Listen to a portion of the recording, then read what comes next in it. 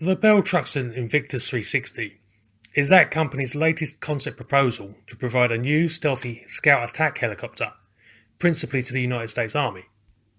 On paper it is impressive enough. Obviously of a low radar signature, the cited performance for the aircraft is a maximum speed of 180 knots, with a combat radius of 135 nautical miles, with 90 minutes time on station. Weapons are mounted in pop-up wings, which are sheathed within the fuselage for stealth purposes, further minimising radar cross-section. The armament is rounded out by a 20mm cannon for engaging soft targets and infantry. But it looks kind of familiar. Spot the difference? This is the RAH-66 Comanche. A program launched in the 1980s, the Comanche was destined to be the US Army's replacement for the Kiowa Scout helicopter. But the project literally fell at the final hurdle, going as far as to actually have its military designation assigned and 2 prototypes built and undergoing assessment. The Comanche was capable of 175 knots with a combat radius of 150 nautical miles. It carried its armament on pop-out wings and featured a 20mm cannon in the nose of the aircraft. The Comanche was cancelled by the US Army in 2004 after spending $6.9 billion on development, plus additional fees to the contractors Boeing and Sikorsky for cancellation. But the US Army determined that the Comanche was not a viable combat system for their requirements by the time it was ready for deployment.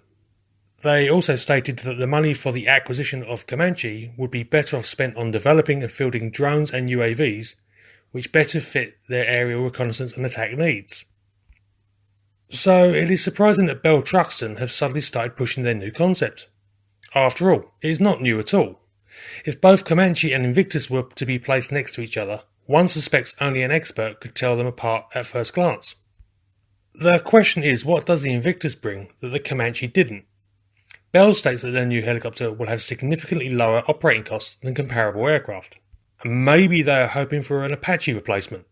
That helicopter is getting somewhat long in the tooth, though upgrades have kept it as arguably the most lethal attack helicopter in the world today. By being able to integrate modern technology that has evolved recently, one assumes that Bell also hoped to avoid the trap that killed the Comanche, development lag. By the time it was ready for service, the technology of the Comanche, which had been cutting edge in the 80s, was obsolete. It remains to be seen if Bell can convince the US Army to reverse their decision concerning adopting drones for the role. Certainly Bell seems to be banking on the ability of manned aircraft to remain superior to unmanned ones for the immediate future. We will all watch with interest to see which way the decision goes. Incidentally, I've asked Bell what the Invictus brings that UAVs don't. Let's not hold our breath on getting any answers, but if I hear anything, I'll post their reply at militarymatters.online. Links to that website are in the description and to the original article. I'll also put in links to the Bell's Invictus and Boeing's Comanche web pages. Hope you enjoyed this video. Feel free to have a look at some of the others on this channel. Maybe you'll find something of interest. Thanks for watching, and I'll catch you next time.